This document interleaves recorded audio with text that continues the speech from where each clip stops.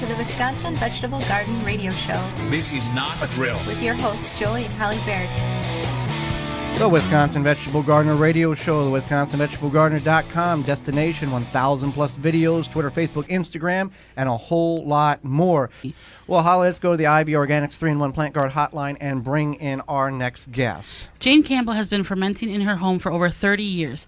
She is the founder and still admins one of the largest fermentation groups on Facebook, Fermenter's Kitchen. She is quite the home fermentation expert. Welcome to the program, Jane. Thank you very much, Holly. Well, we thank you for taking time out of your day to join Holly, myself, and all of our listeners to educate us on the fermentation process. Yes. We talked about fermentation a couple of weeks ago on the program, but I want you to define what exactly fermentation is. Well, the legal or the Google explanation is the breakdown of bacteria and yeast and or other microorganisms. It's just basically preserving the harvest, or if you don't garden, you can go to your farmer's market and buy really nice fruits and vegetables. What is the biggest misconception or misunderstanding about home fermentation? Because a lot of people are thinking, fermentation, beer, wine, cheese, that's pretty much it. But what's the biggest misunderstanding? Well, that you're going to kill someone with it, and you don't. No one's ever died from a ferment. Never. Okay. In the history. It's not just the last 10 years, ever, because fermentation has been going on, since man, basically. And there obviously is some, if you do fermentation incorrectly, you've got that sensory of your nose to say, hey, something's not right here. And mold. Usually, if you've done it incorrect, you usually get mold, and then the whole batch is trash. And we've experienced that. And there's and for people who are beginning fermentation connoisseurs, they will not understand. I mean, they've done all the procedures right. They've done step 1 through 7 perfectly, and they still have problems with the fermentation. It goes moldy or whatever the case, and that's a common occurrence. But is there really is there a way of telling what you've done wrong, or is it just one of them things that happen? Well, usually with mold, it's usually you have a floater, and it could be a spice, a herb, or even I'm going to use an example, a sauerkraut could be just a little piece floating on the brine. And that's why I tell, especially if you're new at it, or even me, I've been doing it for many, many, many, many years, check it. And if you're really new at it, check it 2 or 3 times a week. It takes seconds. Go in, wherever it's at, it's on your kitchen table, look at it, no floaters, and then just let it go again. And if you're really new at fermentation, I tell people to sample. Sample after a week. The idea is 4 to 6 weeks, but if you're not going to eat a sauerkraut, then what's the point? And every little bit of fermentation adds that much more good bacteria to your stomach. Well, let's talk about, for people who are going, okay, I'm interested in fermentation, what tools do I need? Is it expensive to get into this? No. What are the best ways to go about starting a fermentation procedure or tools? Sure. I'll go back to when I first started. It wasn't in back in '81. It was not in. I had an old jar that was used back in the '80s. Just everything came in jars, not cans. So I had an older jar that I washed out, of course.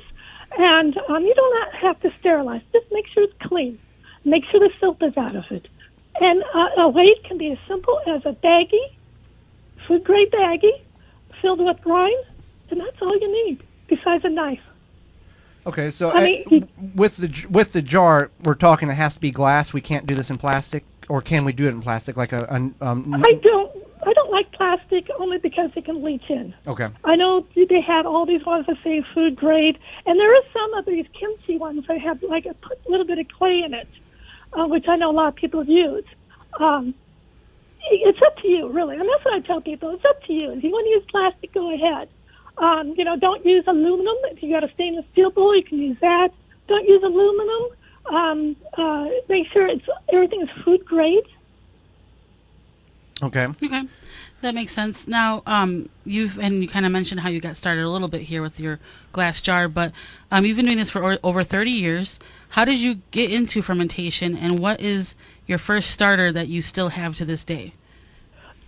I got into it because my girlfriend was from Germany, but her grandmother came over, and she said, actually, my girlfriend did that in English. It was asking anyone who wanted to learn how to make sauerkraut the German way. Well, yeah, and that's how I learned. That was back in 81 or 82. It's so many years ago, I don't remember. That's how I got started. And so I've been doing it ever since. And my oldest starter that I've had since the 80s would be my sourdough. Explain that for the listeners that what a starter is and how you're able to keep it alive and going for 30 plus years. It's actually 300 years old. Oh, okay, yeah. okay. Yeah, I've just had it since the 80s. What it is flour and water, and you just mix it up. You mix it up, and you do have to feed it every week, even if you're not using it. Because, like here in Missouri, we're in close to 100 even now, and so it's just you just have to feed it. And then what it does is you don't use any store-bought yeast. Everything, the sourdough starter, once it's strong enough, because you can make them, once it's strong enough, will lift the bread itself. Okay. So there's no, so you don't have to go to the grocery store to buy it. You you have flour and water at home and some salt and your sourdough starter. That's all you need. Now, we kind of direct this towards new fermentation individuals because those who, like you kind of know what you're doing. Is there something that you would what would you recommend somebody if they're going to start new with fermentation? What would you recommend that they ferment first, and what would you say, hey, shy away from this until you really understand the procedure? First, if you're new at it, if you don't like eating it raw, you will not like it fermented. I thought I'd like fermented broccoli because I don't like it raw. I don't like fermented broccoli either. So I like fermented cauliflower, but I like it cooked. I like it raw. The easiest thing, if you want a short ferment, would be your cherry tomatoes. If you would like a little bit longer one, just about any ferment is easy, especially in the vegetable category. It's just very easy. All you need, and it's just time. But, your tomatoes are done in 2 to 3 days when it's hot, a little longer when it's not, another day. But it's easy. Don't shy away. Just get a good salt. What I mean good salt, something that just, an ingredient just says salt. No caking or anything else. But back even when I started, all we had was a blue box, and that works. It works. Definitely. I know, I do a lot of canning, and you want to start with, the raw ingredients, not a lot of additives, and it is very similar with the things we've done with fermentation. With that being said, if you say you feel that something is off, or maybe you're looking for a recipe, or somebody wants to try something new, I know there's a lot of Facebook groups, what are other good resources where people can find that kind of information? Well, definitely Facebook groups, Instagram, definitely books from your library. Because I tell people, you don't have to spend a lot of money to do this. But as you like it, you might want to add things to it. But, your library, the Facebook is really the biggest, I think, because it's so easy to get a whole bunch of people. But just remember, just because you got 15 different answers doesn't mean they're all right. And I think you had mentioned the biggest thing to watch out for is the mold, yes, or the some sort of off smell. Yes. That's definitely something to keep in mind. What is the most in your experience when a fermentation goes bad and there's mold? What have you found to be the biggest contributing factor that this is probably the reason why that mold occurred, or is there a general answer to that? It's something floating on the surface. Okay. That's basically what 90% of the mold is. Not always, but 90%. Now, when you get the kiln yeast, which is like a little thin paper thing, which is actually a type of mold, but it's a safe mold. But the kiln yeast, you can remove that, and that's usually a lack of salt. So, okay, lack of salt. So you really got to follow the recipe and that's your best opportunity to make this successful. Yes, and watch the salt, because they'll say 1 tablespoon, but they won't tell you if they're using a fine grind, a medium grind, or a flake.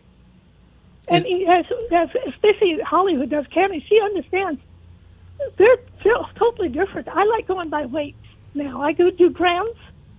Back in the day, I didn't, because I didn't have the scale. Now I have, canning salt. So if one does a lot of canning, maybe they have a lot of canning salt. Can they use that canning salt? Of course. Okay, so it doesn't have to be iodinized. You don't want that. You don't want I'm not saying you don't want the blue, but what you'd really like on the label where it says salt. Okay. Nothing else, just salt. So and if you don't have it and you have the blue box, use it. I used it for 10 years at least. People say you can't use it and all that. You can. That's you can good. use any salt you have. That's good to hear. So how can we find more info about you? Tell us about your Facebook group, and how other ways we can connect for the more fermentation information that you provide. Well, I am on Twitter. I don't have the Instagram account. I do have one for my sourdough, but that's it. But basically my Facebook group, and then I list my in my Facebook group. You can have my email address, so people can always email, and they can always direct message me. I've always said to the members, you can always get a hold of me, especially when you're getting so many responses and each one is different. Message me. I've been doing this for many years, and I don't mind helping anyone out. And what is your Facebook group name? Fermenter's Kitchen, and ask to join. I do have a page, and that's totally different. That's where you just like it. The Fermenter's Kitchen is my Facebook group. And Jane, we greatly appreciate you taking a little bit of time out of your day and sharing some of your fermentation knowledge with Holly, myself, and all of our listeners. Thank you, Jane. Thank you. You guys have a great day now. You as well. If you're in the Milwaukee or surrounding areas, just tune your radio to 860 AM or FM 106.5. You can also find links on our Facebook pages, The Wisconsin Vegetable Gardener and Home Canning. Our website, thewisconsinvegetablegardener.com, click on the radio tab at the top of the page, then click on the Listen Live button, and you'll have immediately access to our live program. Mobile devices work very well also.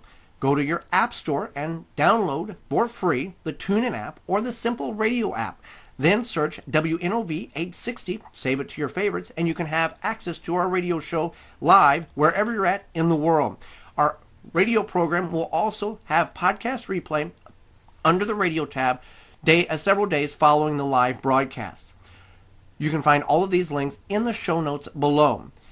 Our show airs 9 to 10 a.m. Central Standard Time every Saturday, March through the end of October.